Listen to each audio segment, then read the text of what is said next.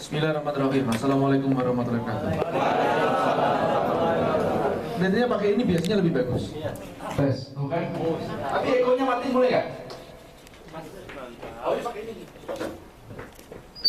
Bentar masuk. Atau ini matiin aja deh. Nggak apa? Tes, tak. Tes.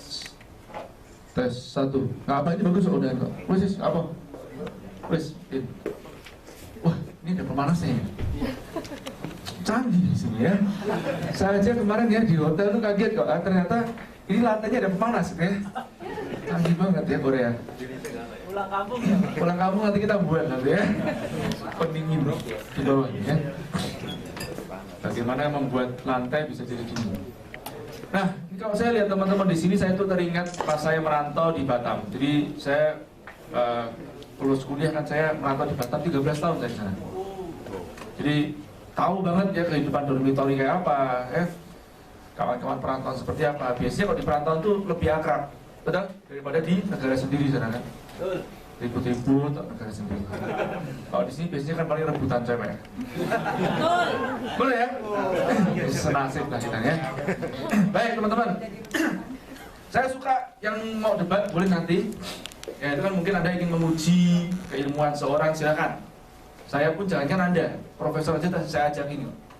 Benar, saya pernah waktu itu kan ngobrol sama seorang profesor guru besar, salah satu universitas yang pasti ada kenal nama universitasnya terkenal negeri di Indonesia, guru besar pemasaran. Dan pas beliau ngomong, biasanya sebenarnya di lewat forum kita akrab sih, baik. Tahu-tahu pas di kampus gitu kok jadi arogan banget gitu kan, loh kok beda banget gitu kan bahasa tubuhnya saudara. Akan menjadi tanda tanya gitu kan bagi saya, kenapa nih orang ini kan. Nah terus dia bilang gini, dia komentar tentang sekolahan saya punya sekolah bisnis tahun 2007 saya buat ya, namanya Young Entrepreneur Academy. Muridnya itu pertama kali 14 murid, yang bayar cuma 2 yang lain gratis. Ya, itu saya buat seperti itu buat senang-senang aja tadinya. Terus sekarang malah saya pikir saya tertarik, minat saya ke sana, apalagi di usia saya yang menginjak angka 40-an.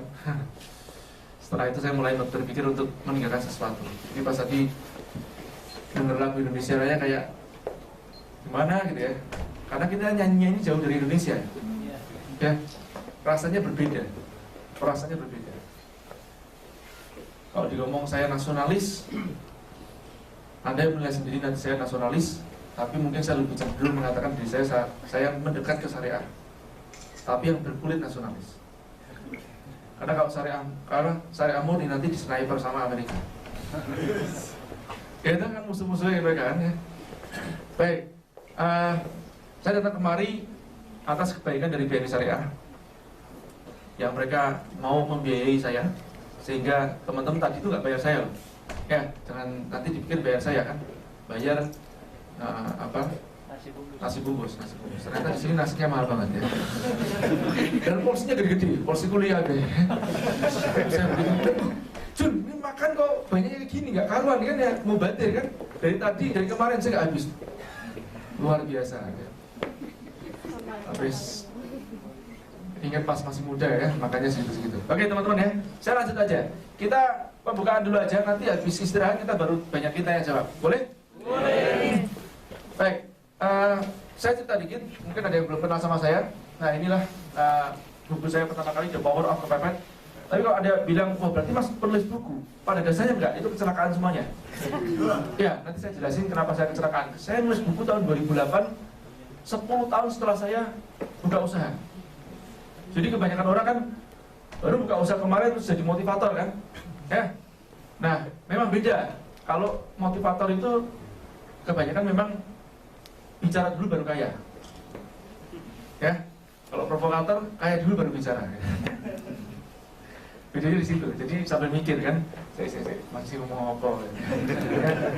Bicara dulu baru kaya dulu baru bicara. Oke. Nah, buku ini saya buat tahun 2008 atas roadshow saya mungkin 2,5 tahun kira-kira. Setelah roadshow 2,5 tahun saya tuliskan sedikit-sedikit artikel-artikel itu saya buatin ya, saya upload terus saya buat buku The Power of Kepepet tahun 2008 bulan November. Alhamdulillah laris sebelum buka. Belum diluncurkan sudah cetak ulang. Jadi dalam 2 minggu udah cetak ulang. Kenapa teman-teman pre-ordernya banyak banget? 2.250 waktu itu yang pre-order. Jadi Gramedia bilang gini, Mas ini harus cetak ulang Mas, nggak bisa diterbitkan nih. Ya harus cetak ulang, jadi cetak ulang sebelum terbit. Ya, nah lumayan ya. Keren. Sebetulnya jadi penulis itu nggak kaya, kecuali kalau bukunya banyak. Karena saya membuat nulisan buku rata-rata 2 tahun sekali. Jadi royalti cuma 8,5%. Ya, 10% dipotong pajak 15%. Jadi 8,5%, nggak besar. Ya, kalau kayak Mas Ibu memang iya, itu bukunya banyak kan dia kan. Setiap tahun mungkin terbit buku, mungkin bisa kaya dari situ. Apa? Mangap. Cukup. Ini nggak dengar ya? Kurang dengar? Kurang. Mungkin belinya gede dikit ya. Nah, alhamdulillah buku ini sudah cetak. Saya nggak ngerti persisnya tapi 18 kali lebih lah, mungkin 20 kalian kira-kira cetak ulangnya. Karena bahasanya mungkin merakyat banget dan memang ini buku praktek. Saya akan ceritakan nanti kisah-kisah di balik buku ini siapa saja ya orang-orangnya yang sampai bisa beli mobil gitu ya. Jadi dia punya, semalam kita bedah sama si Juni juga, dia punya rental mobil itu, punya mobil 10 dalam setahun dengan modal Rp100.000, 1,5 tahun. Ya, Rp100.000 aja. Nah, ada caranya. Makanya kalau Anda punya duit, sudah, saya katakan jangan dipakai buat usaha. Benar, beli emas saja atau beli tanah.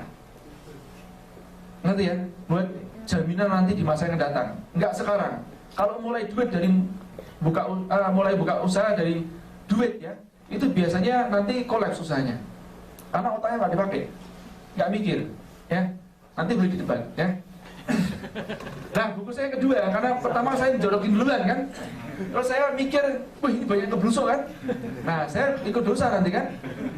Di situ bahkan saya masih tuliskan pas zaman jahiliyah kan, saya masih nggak kelihatan ya belakangnya. Hah? Saya di belakang gini. Oh, nggak itu kan ya enak. Nah, jadi tahun 2008 itu saya masih pakai bank-bank konvensional juga sih. Jadi saya tuliskan tentang hutang itu mulia segala seperti itu. Nah sekarang kalau bisa janganlah ya, jangan ditiru. Ya baiknya bawa sama Tina aja apa? Nanti saya loh. Jangan tiru dengan apa yang saya katakan di tahun 2008. Saya koreksinya saya buat tahun 2011 ya 2011 saya tulis buku Kitab Anti Bangkrut. Nah, sebenarnya kata-kata anti itu bukan berarti nggak mungkin bangkrut, enggak. Anti itu yang dimaksud itu tahan. Anti air kan tahan air, betul. Ya, bukan berarti dia tidak bisa bangkrut. Justru pada saat dia bangkrut dia tambah kuat dan tambah iman. Ya. Nah, jadi kita anti bangkrut. Biasanya yang udah baca, ya siapa yang udah baca? Nah, yang udah baca, yang udah bangkrut, berarti belum bangkrut apa ya? The Power of Pepper, siapa yang udah pernah baca? Mbak, sudah baca? 2 orang? Wah, 2 orang aja ya.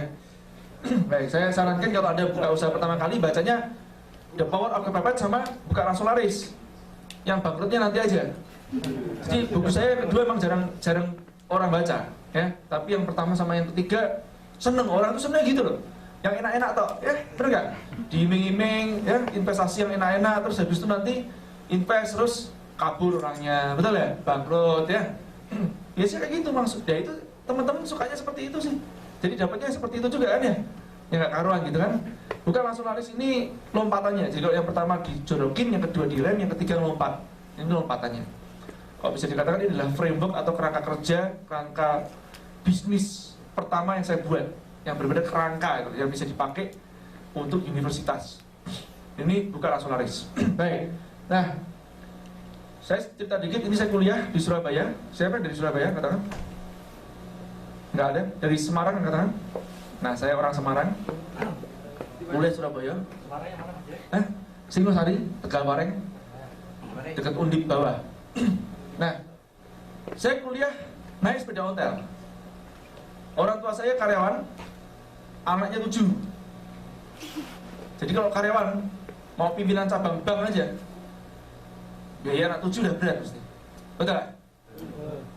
Kalau saya ngomong gini, orang tua saya orang bank, ya sampai pimpinan cabang, terus habis itu mempercepat pensiun.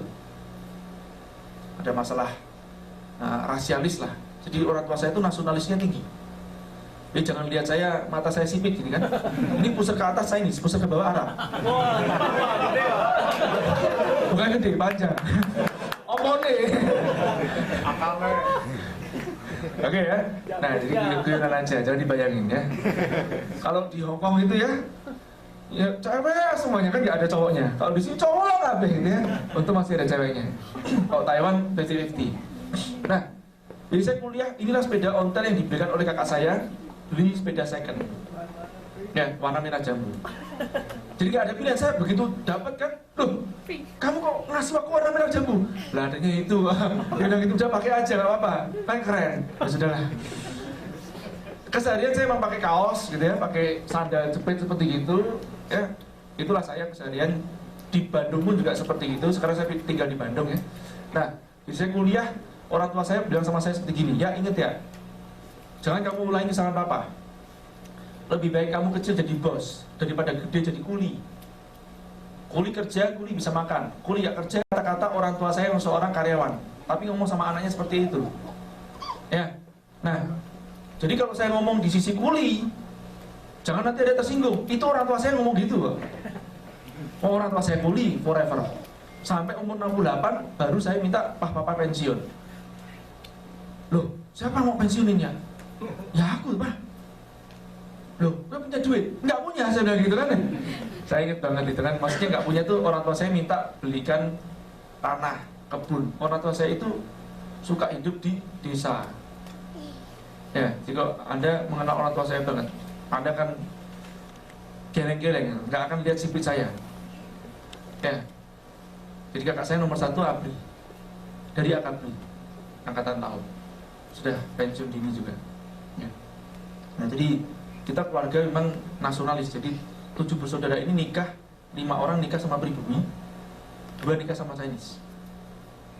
Jangan kaget ya. Jadi kita sudah biasa dan nggak nganggap diri kita ini adalah Chinese atau enggak. Makanya teman-teman manggil saya Mas, kakak saya semuanya pada panggil ya Mas semuanya. Jarang dipanggil Koh gitu loh, jarang banget. Seringkali teman-teman bingung manggilnya gimana Mas? Pak Mas Koh gitu ya. Pak Mas Koh. Oke, saya lulus dari kuliah, saya nggak ngerti caranya bangun usaha gimana. Dulu belum ada seminar motivasi, nggak ada, paling multi level tak, ya.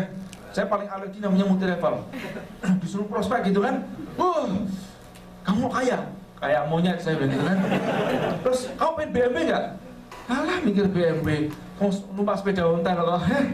Nah ini foto ini terjadi kenapa? Karena di belakangnya ada mobil gitu. Ya, pinjem mobil pas kakak saya wisuda, pinjem mobil. Nah saya bilang, foto dong, keren banget nih mobilnya.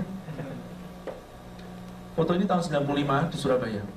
Oke, saya kuliah di satu universitas swasta. Mungkin Anda juga gak terkenal. Namanya ITATS, Esok Turu Anturu Sarjana.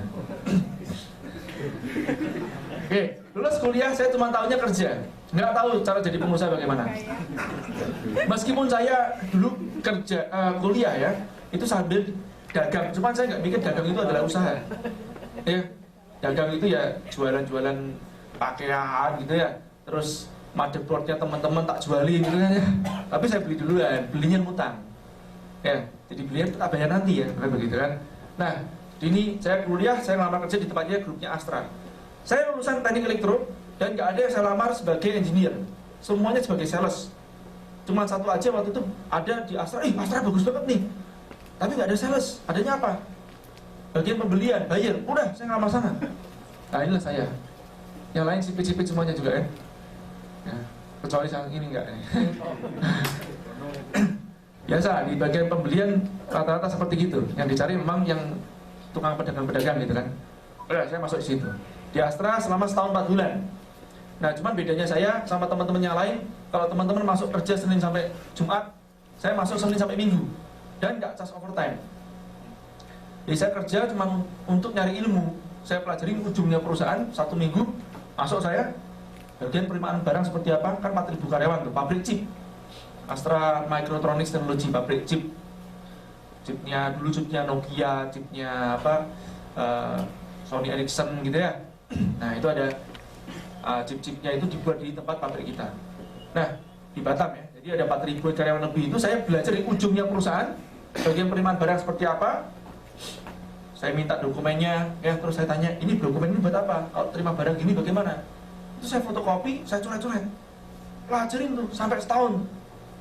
Nah, sampai di setahun 4 bulan saya keluar kerja. Nah, selama setahun itu bos saya nggak ngerti loh kalau saya masuk. Tapi ternyata ada orang lain yang ngerti. Kadang saya kan masih beresin kerjaan tuh, masih nge-fax ke Singapura kan. Terus orang lain telepon kan, orang Singapura telepon aja ya. What are you doing? Working bos. Come on Jaya, today is Saturday my friend. Today is Sunday my friend. Dia bilang gitu kan. What's the matter with Saturday? Saya tanya gitu kan. Nah, ini yang membuat mereka suka sama saya. Terus kedua, saya bagian purchasing, pembelian yang bagian fabrication part. Mungkin sebagian dari teman-teman ngerti fabrication part itu punches die ya, seperti gitu kan ya, yang harus diproduksi lebih dahulu dan harganya nggak standar. Jadi barangnya nggak standar harganya. Jadi kalau saya mau main 1%, gampang buat saya. Saya order 200-300 ribu dolar per bulan paling enggak kan. Saya mau main 1%, 3.000 dolar saya dapat kok. Ya, dolar Singapura 8.000, 9.000 sekarang mungkin ya. Nah, dapat saya kan 20 juta lebih zaman itu kan ya, udah gede banget kan ya. Nah, tapi saya tidak melakukan itu, sesen pun saya nggak terima. Dan saya tolak. Pas mereka ngomong, bahkan saya tolak, ada yang saya ancam. Malah yang saya ancam itu yang apa? Yang modalin saya pertama kali usaha. Ya, jadi 10 hari menjelang saya resign, kan kalau kita resign harus 30 hari stay kan, cari pengganti kan. Dari jelang 10 harinya ini sudah mengajukan surat resign, ditahan, kurang 10 hari, saya tawarin duit 5.000 dolar. Saya, kamu kan baik banget sama kita, ini udah ada nih. Iya. Kita gimana? Mau sholat dulu atau terusin dulu? Sampai setengah 1? Setengah 2 bisa? Setengah 2 baru kita sholat ya. Nah, jadi sampai mana tadi? Ya, resign kan? Nah, jadi si ini orang yang kalau anak saya juga iya, kalau adzan kan ngomong adzan lagi dia bilang gitu. Nah, pas ada satu orang yang nyuap saya, itu saya ancam dia, saya bilang gini, aku masih di sini nih, kamu jangan nyuap aku seperti gitu kan, jadi kamu akan melakukan sama orang setelah aku juga nantinya. Terus saya ancam dia, loh Pak Jaya, aku ini mau bantuin kamu kan nggak pernah minta apa-apa sama aku. Nah, karena orderanmu gede, aku mau ambil 10% dari yang kemarin tak diskon ya, buat kamu, buat uang sakumu, buat buka usaha, dia bilang gitu kan. Nggak mau. Ya, saya bilang sama dia, aku masih di sini ya. Jangan coba kamu suap seperti itu. Sekarang kamu minta duit, berarti kamu masih bisa diskon kan? Kamu tak laporin ke bosku atau jadikan sebagai diskon. Terus dia marah kan? Wah, terserah kamu lah. Aku mau bantuin kamu kok. Kamu malah kayak gitu sama aku. Dia bilang gitu kan, malah macam-macam lapor. Loh iya, nanti mesti kamu ngelakuin sama orang setelah aku nih. Saya bilang gitu, atau mungkin kamu sudah pernah. Saya gitu kan. Nah, memang sebenarnya ada sih yang main-main di dalam situ juga ada juga. Ya, bahkan saya digoblokin sama teman saya. Cik, bego lu Cik. Udah kamu nggak mau, aku aja deh yang ambil. Bilang gitu dia. Sini, orderannya apa yang nanganin? Nah, tapi saya tolak dan akhirnya saya masukkan sebagai diskon. Jadi PO yang 50.000 dolar itu saya coret jadi 45.000 dolar. Padahal barangnya sudah on the way. Terus bos saya tanya, dipanggil kan, Cik, loh ini nggak salah ini, kok dikasih diskon lagi, barangnya udah on the way kan? Iya Pak. Nggak tahu Pak, orangnya baik hati Pak. Sampai sekarang bos saya nggak ngerti masalah itu. Dan saya nggak peduli bos saya ngerti nggak ngerti, benar nggak? Mau saya nggak melakukan ini buat bos saya kan? Saya melakukan ini buat saya sendiri kok. Ya, di samping itu ya jelas nggak mungkin saya mau berpikir kan, karena memang saya punya agama. Yang kedua, ini juga membangun kredibilitas saya. Ini orang tua saya sering bilang, ya ingin kowe selama bekerja sama orang jangan maling waktu, maling fasilitas, apalagi maling duit. Malu kamu. Nah, ini orang tua saya bilang gitu, maling fasilitas gimana? Pas jam kerja kita nyambi ngerjain yang lain gitu loh. Ya. Nah, ternyata orang ini nih yang saya tolak ini orangnya pertama kali ngasih modal sama saya usaha. Ya, jadi kalau ada tanya sama saya usaha dimodalin dari siapa? Orang tua saya nggak pernah. Belas orang tua saya sebelum lulus kuliah saya udah mandiri, sampai ayah saya meninggal tidak meninggalkan sesen pun warisan. Anda harus tahu, sesen pun warisan nggak ada. Ya karyawan kok, mobil nggak ada. Ya 7 orang anak itu aja yang punya pendidikan, paling itu aja. Nah, kita sama-sama dari nol. Nah, terus saya buka usaha, ya, yang pertama kali dimodalin sama orang tadi kan, di bidang industrial supplier industri. Persiapan, nggak ada persiapan. Jun, dengerin aku nih, ya, nggak ada persiapan. Saya keluar frontal, terus saya ngomong sama teman saya kasih daftar nama perusahaan di lingkungan industri Muka Kuning di Batam. Ada yang pernah di Batam? Ada. Tahu mesti ya, Muka Kuning, Asrama Elektronik tahu? Ya, tahun berapa Mbak di sana Mbak? Saya tahun 98. 98, Asrama Elektronik barusan dijual 98 Desember. Ya, ya berarti nggak ngerti, Unisan ngertinya mungkin. Kebetulan sekarang tinggalnya di Batam. Oh tinggal di Batam? Di mana? Tiban Lestari. Tiban Lestari. Oh Tiban, ya. Nah, jadi dulu sekarang namanya Unisan, dulu namanya apa ya? AMT, terus habis itu IM atau saya lupa namanya. Pernah sempat transisi namanya. Jadi dibeli diakuisisi 2 kali. Nah, ini saya kerja, terus saya dimodalin usaha 3 bulan. Saya bangkrut sebelum foto. Nah ini jadi nggak ada fotonya. 3 bulan langsung bangkrut. Jadi dulu kan teorinya begini kan. Teman saya tanya, "J, kamu udah persiapan belum?" Persiapan apaan? Ini kan ada 78 nama perusahaan nih di Muka Kuning kan. Udahlah, paling nggak ini tiga aja nyantol. Aku hidup, saya bilang gitu kan. Ternyata nggak ada nyantol. Dan bener, masuk ke perusahaan nggak gampang. Door to door saya telepon satu persatu, nggak gampang loh. Ya, orang nolain minggu depan ya. Oh ya nanti telepon lagi ya, besok telepon lagi ya. Terus cari akal kan, gimana caranya ini bisa masuk ke perusahaan itu kan? Nah salah satunya saya perhatikan, cari engineer. Engineer gimana tanda-tandanya? Pakai test pen di sini, pakainya kasih kotor-kotor, ah itu engineer tuh mesti. Kan begitu kan? Nah setiap makan datengin food court yang mereka makan di sana juga. Lihatin seragamnya, oh ini aku mau masuk perusahaan ini, seragamnya ini. Ya, permisi Pak, boleh. Permisi Mas, boleh makan di sini? Oh ya, bisa. Gabung kan, makan rame banget kan? Di mejanya mereka, terus habis itu tanya, kerja di mana, Mas? Di mana Pak? Gitu kan ya, ngomongnya Pak duluan lah ya. Oh di sini ini, oh itu. Bapak di mana? Oh saya punya ini apa? Kerja di tempatnya supplier. Saya nggak mau ngomong punya saya waktu itu, karena kan saya masih muda. Kalau saya tulis direktur kan, direktur kalau numpak ojek kan di sini. Ya, kan kita dulu kan modalnya pas-pasan, naiknya ojek keliling ke lingkungan industri kan. Jadi saya tulis sales eksekutif kan, saya kasih. Oh ini perusahaan apa nih? Jadi CV pertama Asia Internasional, almarhum, dia sudah meninggal kan, 3 bulan bangkrut. Itu nggak ada, saya nggak punya stok sama sekali. Jadi modalnya cuman mesin fax, komputer second, printer, scanner, katalog second, stok nggak ada. Jadi pokoknya kita jualnya Pak lu nggak ada, apa lo mau gua ada. Nah cuman kita ngerti kan, perusahaan ini perlunya apa, perusahaan ini perlunya apa. Oh, kalau perusahaan di seperti Siba Vision gitu ya, oh ini perlunya berarti dia pneumatik ya, banyak perusahaan perlunya pneumatik sama electrical lah, itu aja. Nah, kita bilang, oh kita supply ini sama ini, padahal belum ada barangnya. Ya, nah pas dia bilang, wah kita perlu itu tuh, udah masuk ke tempat kita belum? Belum Pak. Udah kenal sama prosesnya? Belum Pak. Oh saya kenalin nanti. Datang ya, habis makan siang ya. Oh siapa? Nah datang saya. Nah, itulah saya mulai kenalan. Yang lain setiap jam 3 sore saya kumpul sama para salesman semuanya. Nah karena dulu saya pada saat jadi bagian purchasing pembelian kan, saya nggak pernah semena-mena kan.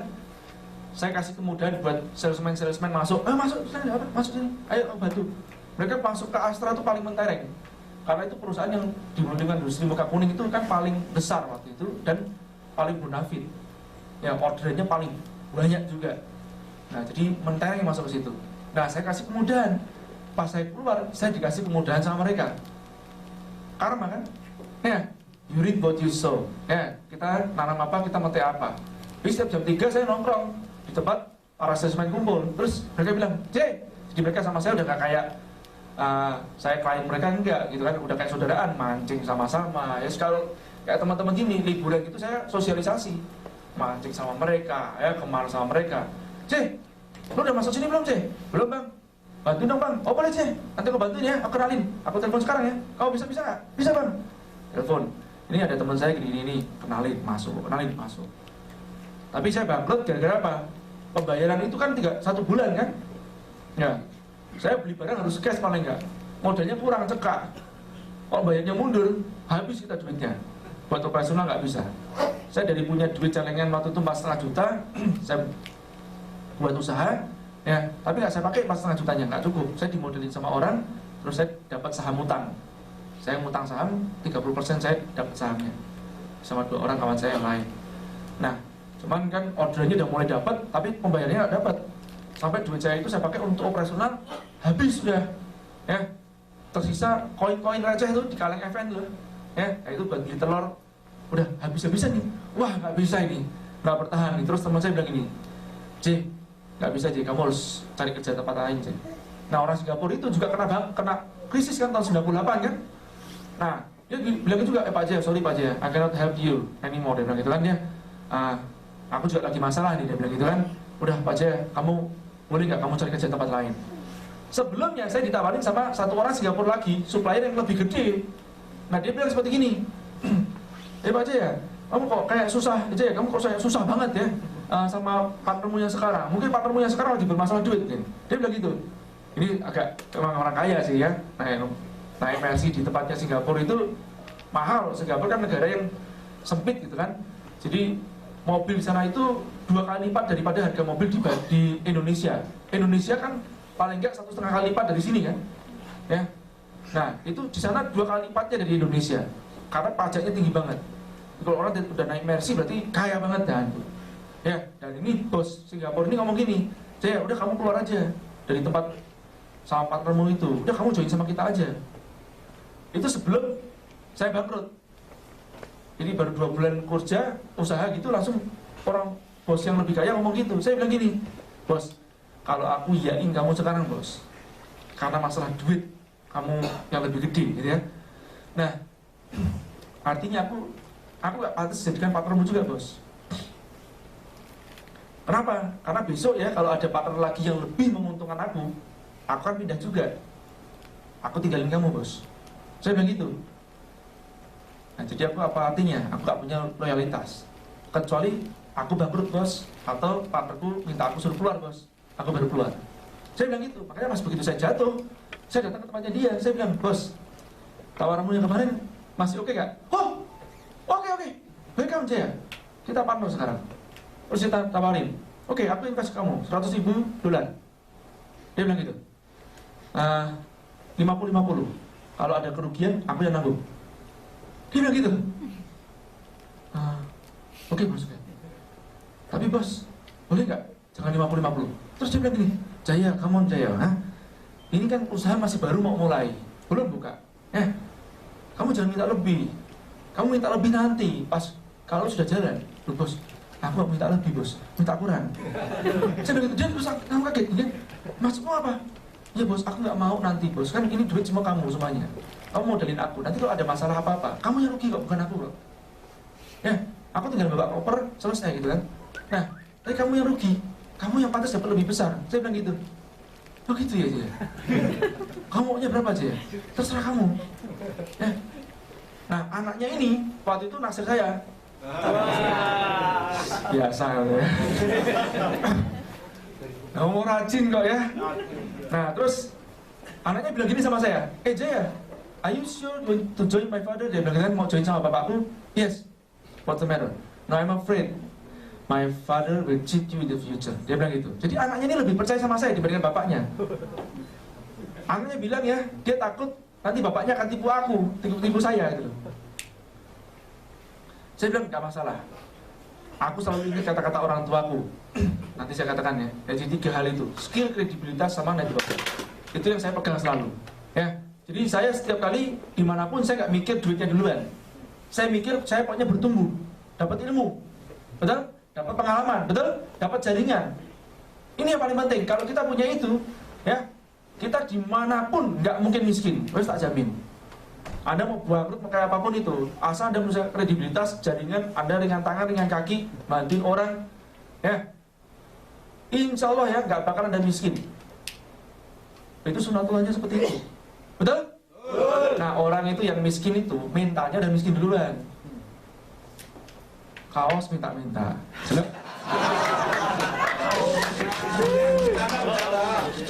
Bener? Nomor transfernya berapa?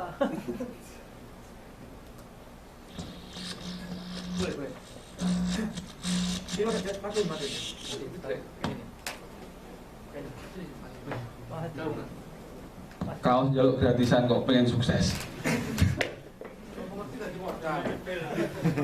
Ada nomor rekening nggak? Ya, sebelumnya mohon maaf karena acaranya diberhentikan sedikit karena ada sedikit penyuluhan tentang hukum dan hak asasi manusia bagi tenaga kerja Indonesia dari Jumin Center Ansan.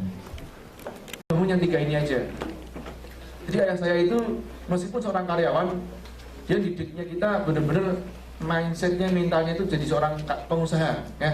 Jadi saya pun alhamdulillah punya karyawan juga saya didik dengan cara yang serupa. Jadi saya itu sudah lebih dari 8 tahun mungkin ya.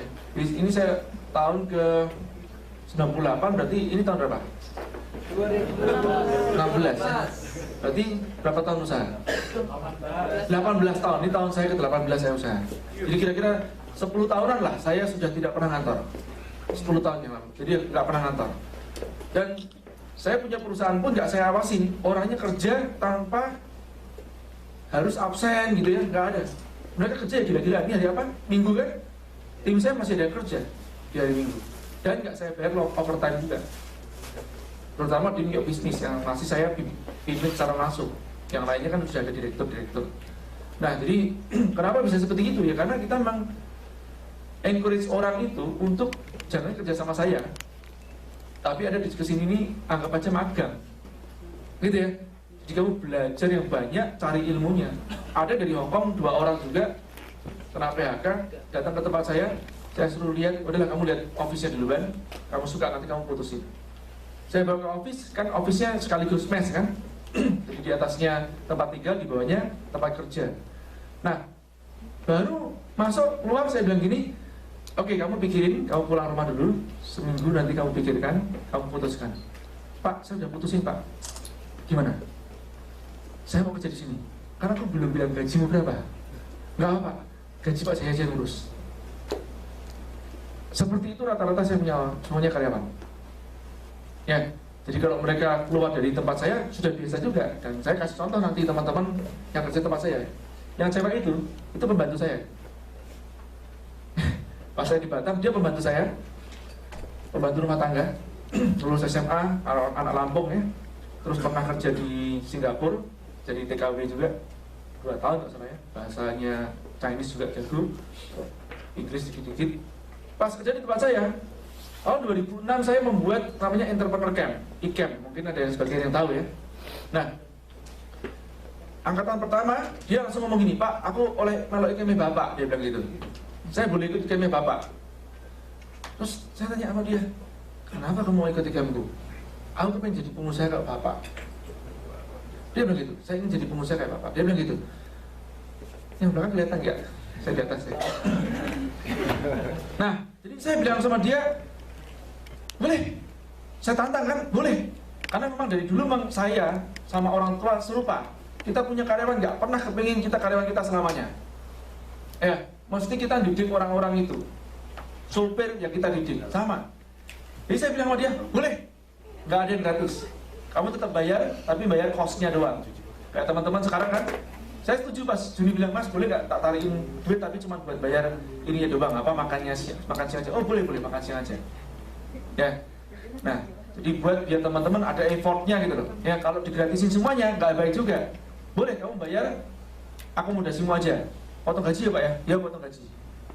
Habis ikut ICAMP, ya alhamdulillah banyak perubahan. Bukan putus kontrak, habis kontrak sama saya kan, kerja sama saya 2 tahun. Mungkin perpanjang sebentar doang. Terus dia nikah, dapat orang yang bisa buat roti. Suaminya tadinya suaminya kerja sama orang, terus sama dia suruh keluar, terus buat kue-kue basah sendiri. Jadi dari omset kue basahnya aja paling nggak sebulan dan 50 juta. Sampai ke tempatnya pasar-pasar. Ya, belum yang pesanan-pesanan pesanan-pesanan kue ulang tahunnya, ya. Jadi paling nggak 60 juta per bulan dia masuk lah, ya. Nah, jadi tinggal keuntungannya udah hitung sendiri. Jadi jalan-jalan ke Bali, main ke rumah saya ke Bandung, sekeluarga main ke rumah saya, ya nggak saya bantu, tidurnya di kamar tamu, ya. Ya bangga saya, alhamdulillah saya bangga. Pembantu pun juga bisa. Nah apalagi sampai kan gitu ya, jelas yang pintar-pintar kan. Tapi ini memang Mimi ini yang pintar sekali, anaknya cerdas. Saya ingat banget pas dia ngomong gitu kan, dia cuma ngomong gini, aku nanti kepengen punya kulkas kayak punya bapak, aku kepengen punya TV kayak punya bapak. Dia bilang gitu. Dan ini semua kecapean semuanya dia. Mobil sekarang setahu saya udah punya juga. Pembantu, ya. Yang kedua, saya rekrut dia pakai pakaian seperti ini waktu itu, security. Ya, ini namanya Ipung, Dwi Fung. Dia dulu masuk akademi militer, terus 5 bulan sebelum perwira, peloncoan gitu kan. Jadi peloncoan itu apa namanya? Pas hukuman sama adik kelas itu kan pada mukul semuanya, sama-sama mukul semuanya kan. Berapa puluh orang tuh mukul, ya. Satu orang yang dipukul itu ada yang meninggal, limpahnya pecah. Tapi dia kena kambing hitam ya, sepertinya orangnya sudah sakit. Pas kena peluncuran meninggal, dia kena kambing hitam karena nggak ada backing, nggak ada apa-apa, yang lain lolos semuanya, dia dikeluarkan dari akademi militer jadi security di Batam. Tapi kembali lagi teman-teman, kenapa membuat saya melirik dia? Ini security bandingkan sama yang lain beda nih, helpful banget gitu loh. Nah, kita nggak tahu kapan malaikat itu akan lewat kan. Kalau kita selalu siap membuat diri kita ringan tangan ya untuk membantu, ya insya Allah akan kelewatan malaikat. Ya. Nah, pada saat itu saya ngomong sama dia, pas saya ngantar barang, saya ngomong gini sama dia, Mas, mau jadi pengusaha nggak? Tahun 2000-an saya ingat saya, 2000-an saya ngerekut dia, mau jadi pengusaha nggak? Mas, siapa mas yang nggak mau jadi pengusaha? Dia bilang gitu. Pasti mau lah mas. Ya sudah, keluar kerja, aku punya lowongan jadi salesman. Ya, saya waktu itu nggak punya salesman, saya mau ikut salesman. Nah, saya bilang keluar gajimu 1,5 juta waktu itu, ya. Tahun 2000 di Batam. Tak kasih waktu 3 hari untuk memutuskan. Loh, Mas Jaya serius? Serius? Boleh nggak mas, aku kerja part time aja duluan. Pas aku libur, aku baru nanti magang tempatnya Mas Jaya. Karena aku kan nggak ngerti caranya jadi salesman gimana. Udah nggak perlu, keluar aja aku ajarin. Bener mas, aku gak punya ilmunya loh mas. Enggak apa-apa, aku tahu. Ya, yang penting basic attitude-mu sudah bener. Ringan tangan, kerja keras, ya, fisiknya dia juga bagus banget ya. Nah, udah saya rekrut dia. Di 2 hari dia langsung kasih putusan, mas, aku gak bisa tidur mas. Ya, terus akhirnya dia bilang gini, nego lagi, mas boleh gak mas? Habis lebaran baru aku keluar, biar dapat THR. Enggak, mau sekarang, nggak mau aku ikut orang lain. Oke mas, aku keluar. Jadi 5 bulan sebelum lebaran dia keluar, 4-5 bulan ya. Kerja di tempat saya, hari pertama saya rugi $800 ya. Dia salah ngasih harga, saya maki-maki, ya sama. Terus dia kayak diem, jadi kayak di saya, ya. Saya kemana-mana ngikut, angkat-angkat barang apa macam-macam. Saya juga angkat barang juga. Oh saya dulu dirjen kan, direktur dirjen kan ya, sendirian jadi direktur kan, ngangkat ya iya, ya order barang juga iya, ya kita ngelakuin semuanya. Mungkin ada di sini lihat orang Korea, ada yang ngerti kan ya, orang Chinese di sini itu kan sama aja gitu kan, bukan kayak di Jawa mungkin ya, bos dan nunjuk-nunjuk gini semuanya gitu kan, enggak. Kita dibesarkan di lingkungan seperti itu. Singapura juga seperti itu juga, ya udah biasa namanya bos turun tangan langsung. Apa? Kerja bareng, biasa kita ya. Jadi saya sama dia udah biasa Mbak, ya jadi dia ngerti saya seperti apa, kesehariannya kerja sampai jam berapa, dia ngerti gitu loh. Jadi kita namanya kerja gila-gilaan. Jadi saya nggak pernah mengenal namanya pacaran. Kenapa? Nggak sempet, bener, nggak mikir ya. Ya terus apa? Saya mikir gini loh, saya belum pernah bahagiain orang tua saya, ngapain bagian nanya orang lain? Lah ya kan?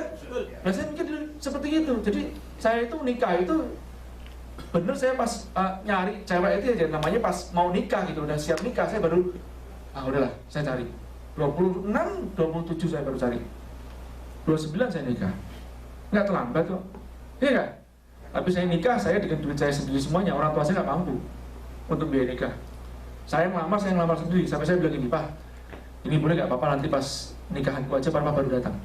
ngelamarnya biar aku sendiri. Soalnya kalau bolak-balik nanti ongkosnya boros. Saya bilang gitu. Ya sudah, kamu ngelamar sendiri berani? Iya, apa nanti telepon aja. Nanti aku sama temanku tak suruh dampingin. Ini teman saya yang senior gitu kan. Pak, bantuin aku ya Pak ya ngelamar. Iya.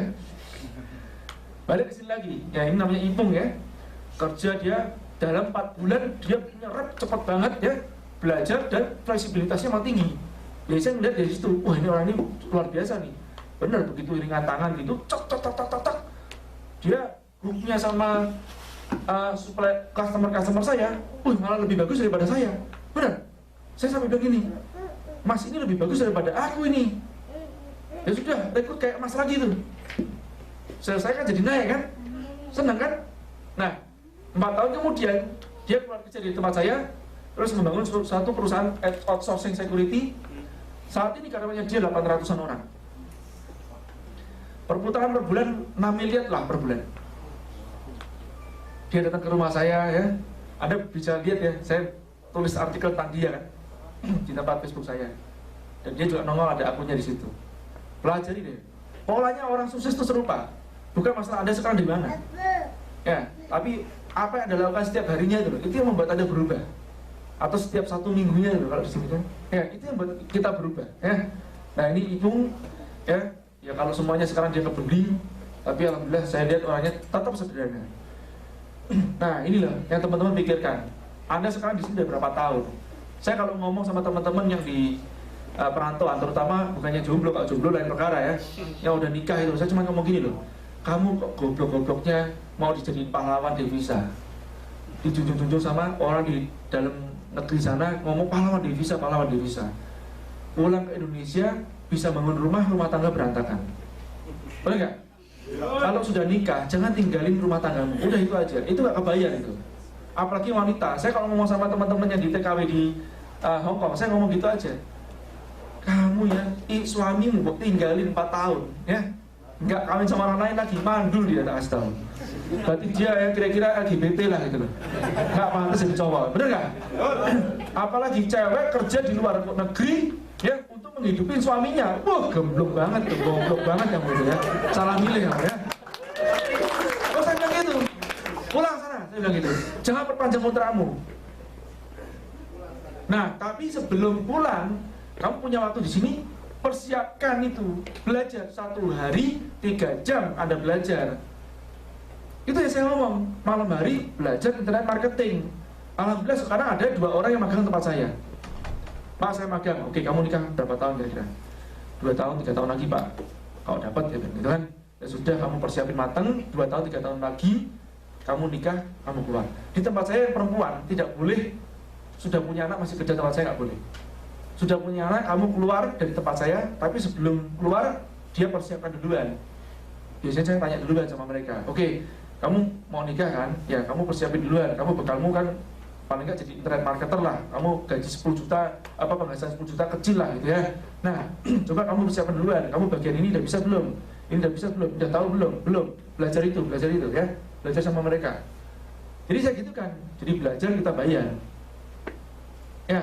Nah ini teman-teman harus tahu, jangan kerja jadi robot doang, ngapain 1 minggu masih lembur, kerjanya sama lagi, ngangkat-ngangkat nggak pakai ilmu. Ya, kalau Anda kerjanya dapat ilmu nggak apa-apa, kalau kerjanya nggak pakai ilmu ya nggak usah lah. Ini ada yang seperti gitu di Hong Kong, saya bilang nggak usah. Kamu ngumpulin duit nggak akan jadi kaya, saya kasih tahu.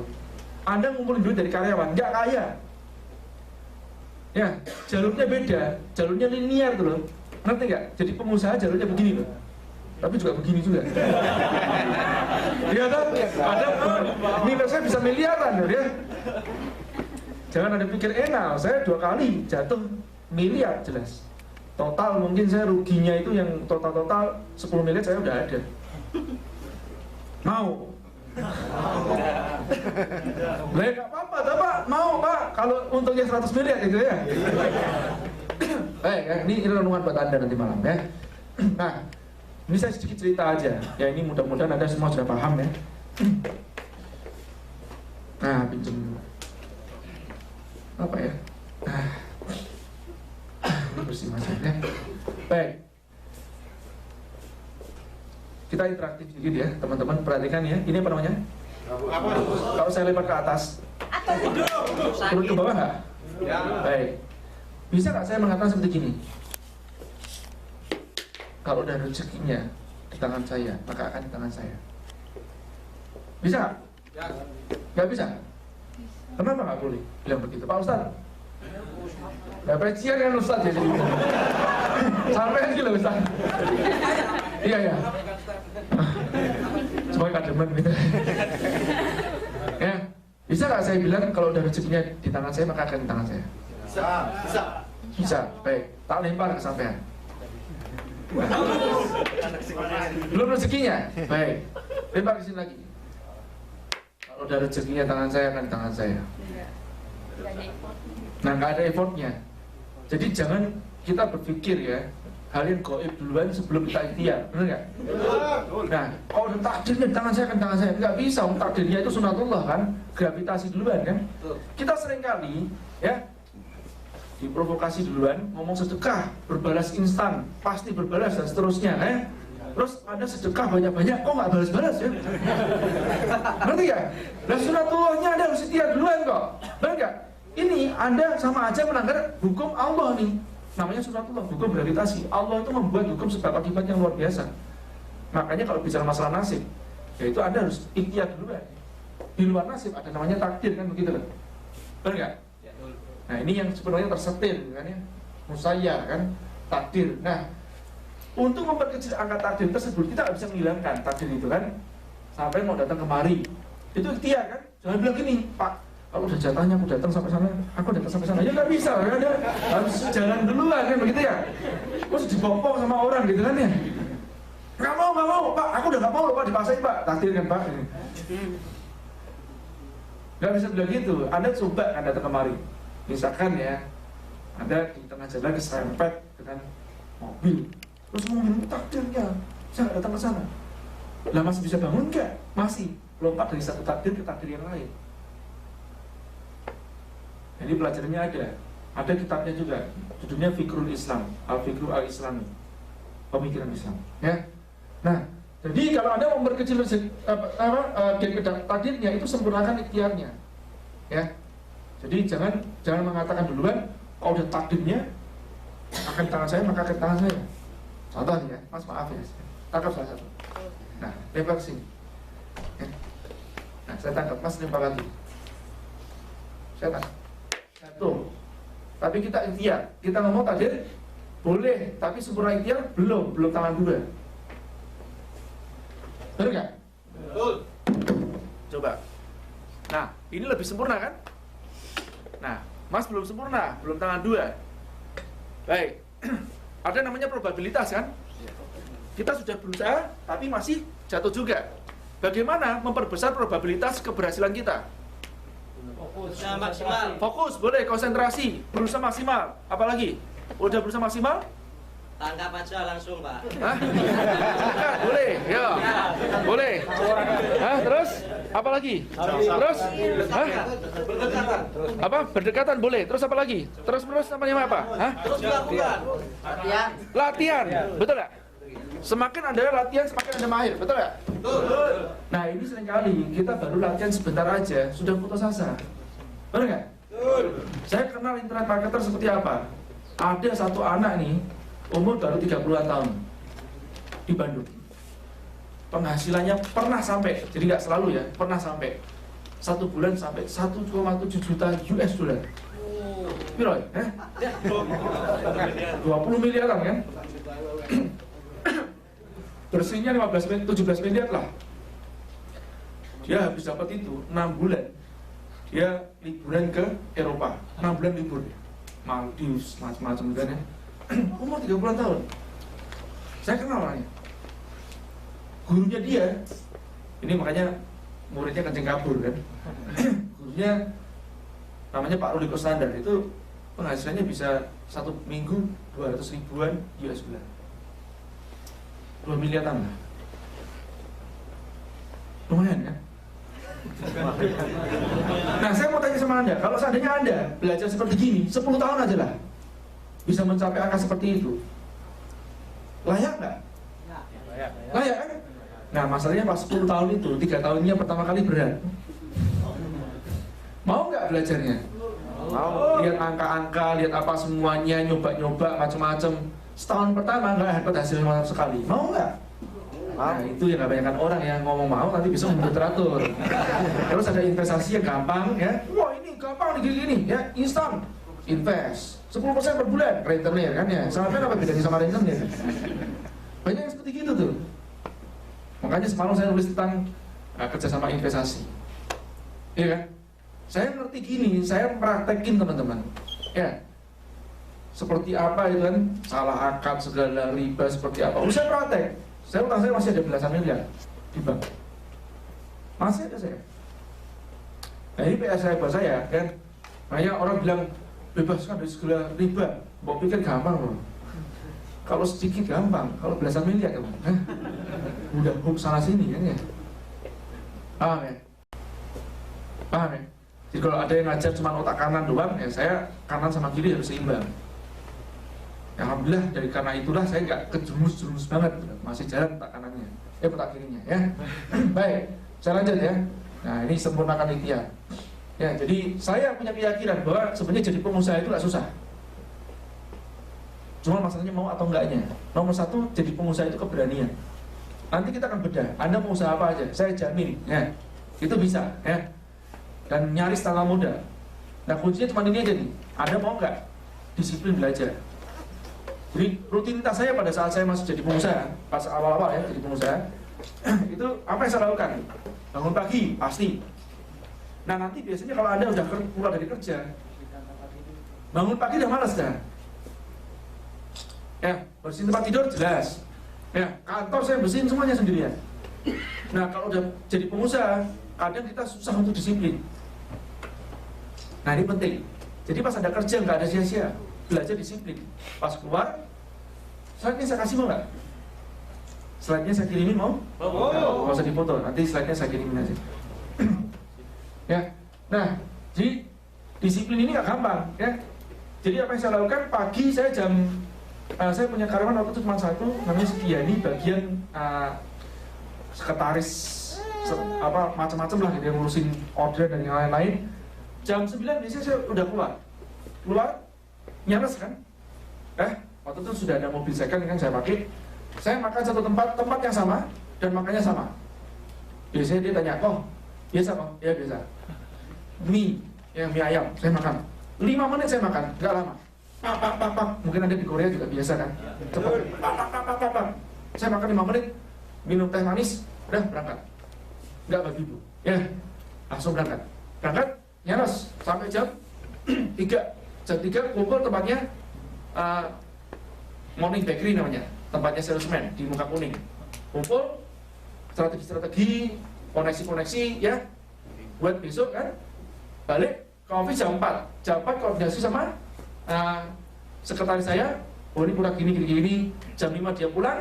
Saya masih kerja sampai Maghriban, mandi, cari makan, malam kerja sampai jam 12. Itu yang saya lakukan.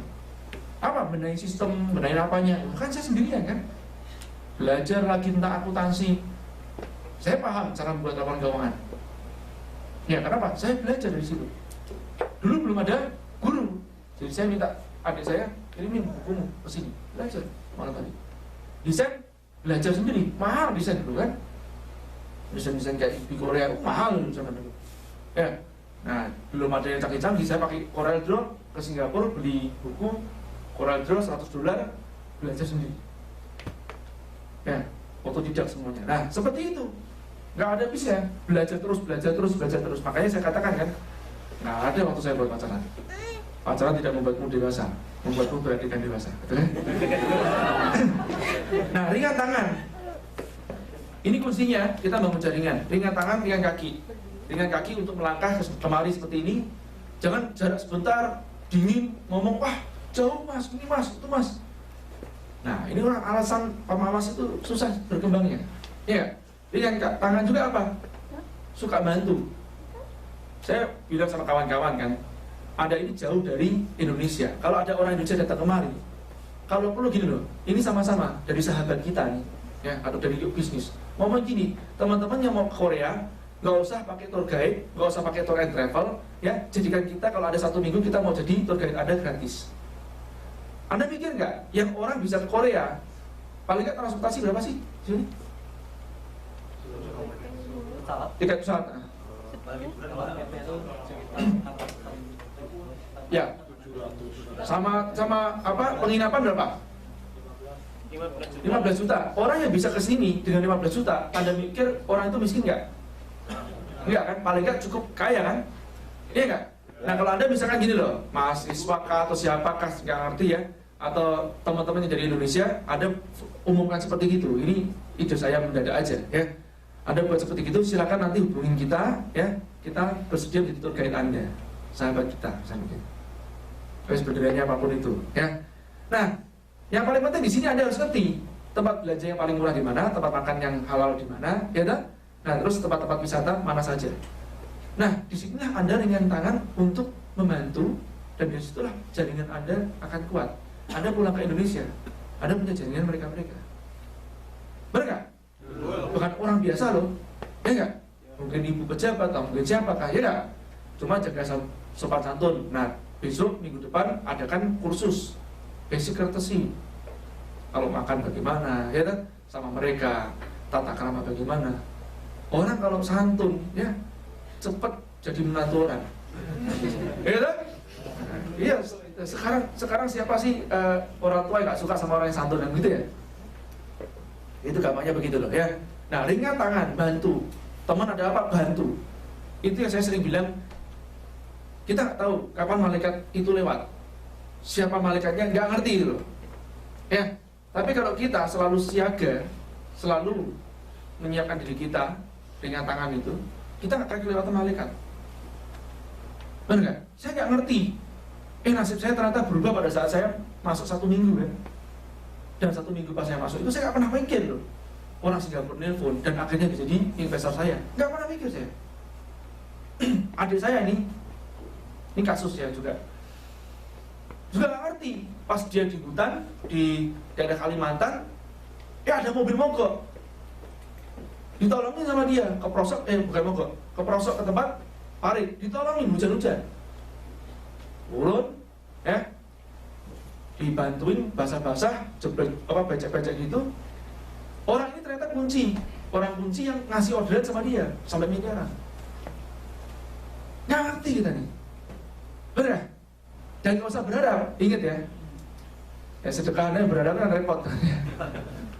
Itu hitungan sedekah lagi. Anda mau apa? 10% dari itunya. Ngapain ada? Kalau saya tuh ya mikirnya begini loh. Makanya saya sampai begini. Kalau Allah tuh ya lihat kita mungkin kalau seandainya perilakunya kayak saya gitu. Mungkin saya akan gini.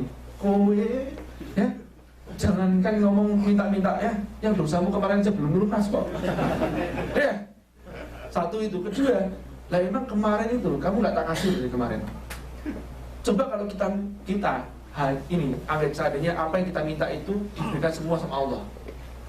Tapi konsekuensinya apa yang kita tidak minta atau lupa minta tidak diberikan sama Allah, binasa kita. Ya? Pagi ini kita lupa minta, toh? Udah minta belum nggak tadi pagi anaknya tetap sehat? Mungkin lupa minta, tapi tetap sehat tuh. Kan dikasih meskipun nggak minta, lambung syukur gitu loh.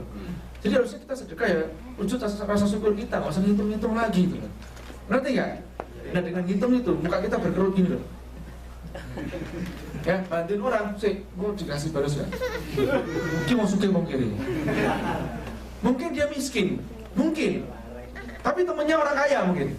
Mungkin dia miskin, ada yang lihat orang kaya. Benar? Mungkin dia miskin, ya. Tapi doanya manjur. Ngerti loh kita. Benar nggak teman-teman? Nah itu loh, jadilah orang yang ringan tangan aja, nggak usah mikir banyak. Kalau bantuin orang, dengan kaki dalam silaturahim. Zaman sekarang itu semuanya serba gadget, toh. Ya, ini membuat kita silaturahimnya nggak kuat. Nah saya makanya membuat bisnis, saya akan desain itu akan memperbanyak silaturahim. Jangan nanti orang pas ketemu nanti ada fitur di Bitos kan, itu direkod dalam jaringan, peringkatnya naik. Jadi dia harus ketemu fisik. Baik ya, lanjut. Nah, musuh sukses cuma 2 aja kok, alasan sama penundaan. Yang banyak alasan, banyak nunda, banyak tapi, banyak nanti. Nah, itu susah suksesnya. Oke? Nah, ada di perantauan, duit Anda banyak, betul? Musuh Anda adalah gengsi. Semakin Anda naik gaya hidupnya, semakin ada susah untuk jadi seorang pengusaha. Kenapa? Begitu keluar, ini untuk cowok-cowok ya, kalau cewek-cewek terutama itu, saya perhatiin di Hongkong teman-teman, saya lihat tasmu kok larang-larang ngono ya. Ini berapa harganya? Satu tas tuh bisa, tas ransel aja bisa jutaan gitu kan. Buat apa gitu loh? Toh kamu juga tetap TKW. Iya kan? Oh, dikit kan ya? Iya. Nah, saya ngomong sama Anda, makanya saya seminar, saya ngomong fakta apa yang saya lakukan. Saya mau dalam kondisi lebih, dalam kondisi kurang, saya membeli pakaian tidak pernah mahal-mahal. Ini satu potong pakaian saya tidak lebih dari 500.000 rupiah. Berapa? Mungkin nggak lebih daripada 40.000 di sini kan ya? Dan saya berusaha, jarang Pak, biasanya diskonan Pak, 20.000 ya. Serius. Dan saya berusaha, kalau di Indonesia ya, di sini kan susah. Di Indonesia saya berusaha membeli merek Indonesia atau produk Indonesia. Ya, ini watch out buatan Indonesia. Ya, harganya paling 450.000, kalau diskon dia 300.000 rupiah. Ya, ini juga boots Indonesia, boots ternyata, yang mereknya Indonesia. Ya, ini dalam watch out juga. Ini loh kaos Indonesia. Sepatu saya berusaha buat beli yang Indonesia. Saya bisa beli yang buatan luar, tapi saya udah janji, saya ingin menghidupkan perekonomian Indonesia. Dan dengan itulah, Anda lihatlah, Korea kenapa bisa maju? Nasionalisme. Kita perlu nasionalisme itu. Mereka beli Samsung, LG, ya, Hyundai, Kia, maju mereka. Tapi kalau mobil saya nggak mau, nggak. Mobil pun saya nggak akan beli Avanza, ya. Ya. Bukan karena nyombong, enggak, memang saya mikir safety kan, ya. Ya saya biasanya suka mobil Eropa memang karena safety-nya. Oke, tapi sisanya saya tidak gaya hidup. Kalau saya punya uang, saya beli rumah, tanah, ya investasi lah ya. Nah, ingat tuh, gengsi tidak membuat Anda kaya, justru malah membuat Anda merana, ya. Apalagi yang ngutang-ngutang buat gengsi. Ya saya nggak ngutang buat gengsi.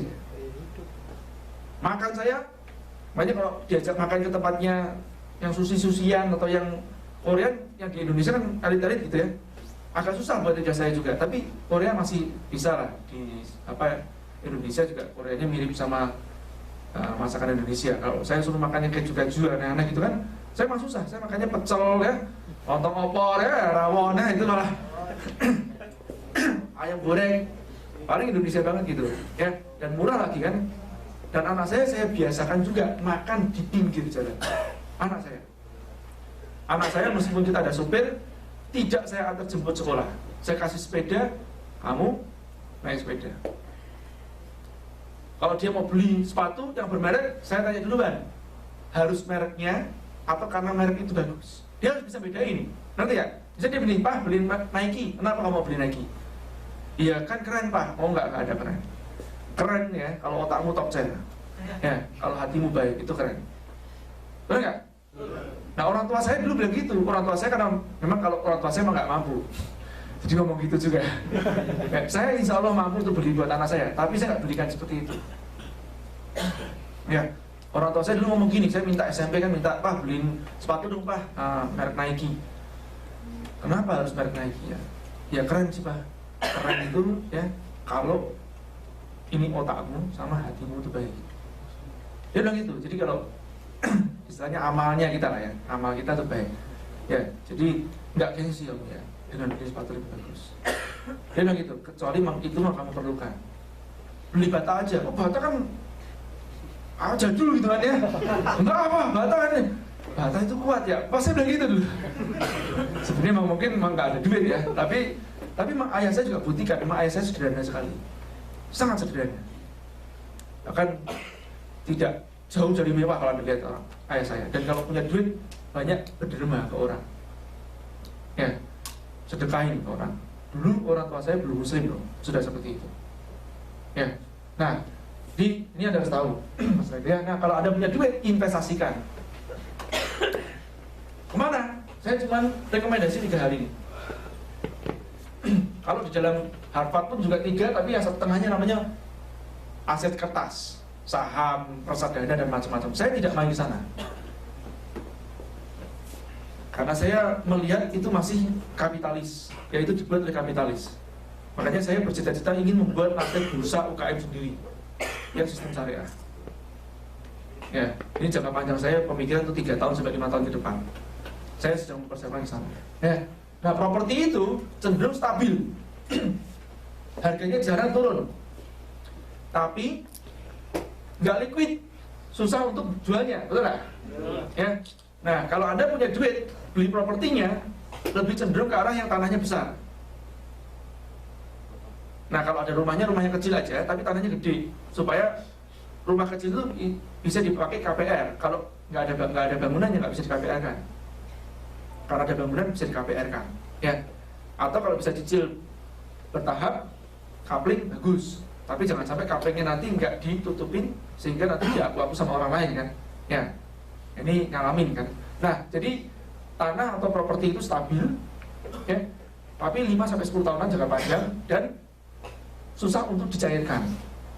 Nah, makanya portofolionya dengan emas. Kalau emas itu tidak stabil, tapi naiknya begini terhadap emas atau rupiah. Kalau emas itu sebetulnya saya tidak setuju disebut namanya investasi. Jangan mikir untung untuk invest emas. Emas tidak membuat Anda kaya, membuat Anda tetap kaya. Sudah kaya mas, ya. Jadi tetap kaya mas orang beli mas, ya. Nah, ya, kalau Anda beli rumah properti, punya properti 13 lah.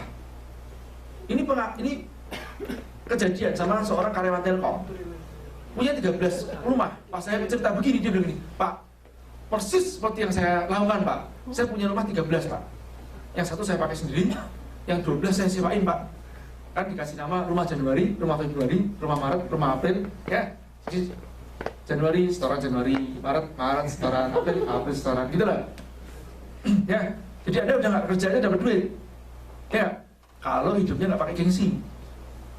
Kalau hidup Anda pakai gengsi susah.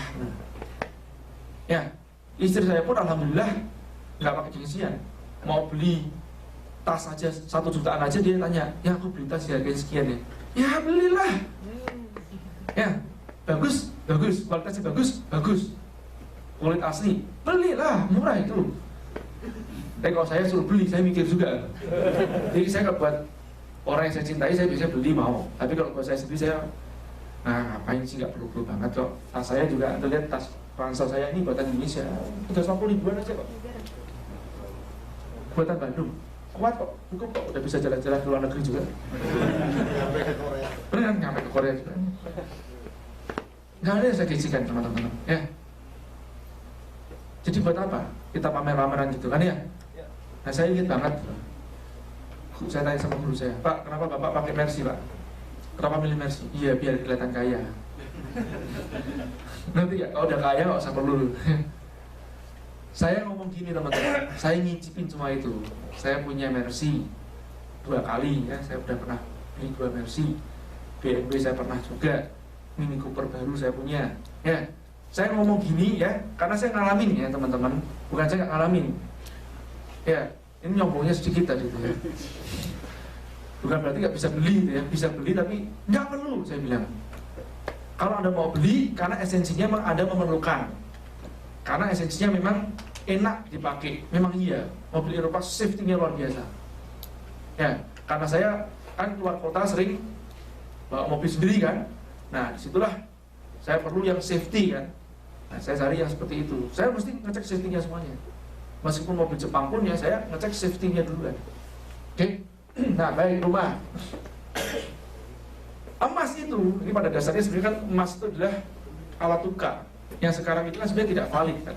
Rupiah sekarang itu sudah dimainkan oleh mata uang Amerika, ya, US dollar. Makanya sebetulnya nilai tukar yang benar adalah emas.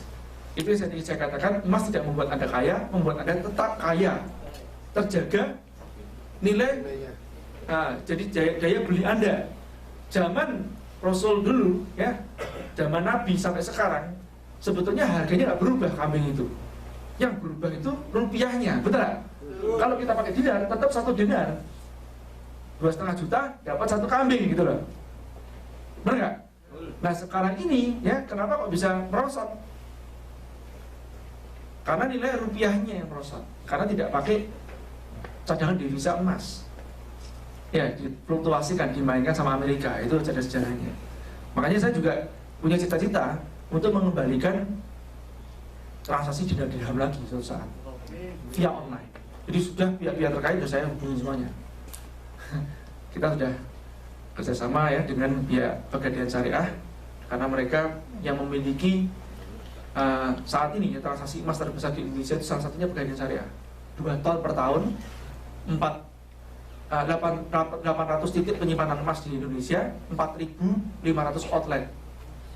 Nah sekarang mereka membuat tabungan emas, itu saya bantu mereka ya, sama Mas Ipul ya, untuk roadshow memanfaatkan tabungan emas. Nanti begitu tabungan emas sudah mulai dibuka dan di online kan bisnis, kita akan mulai transaksi emas. Jadi harga itu, harga barang nggak usah diupdate.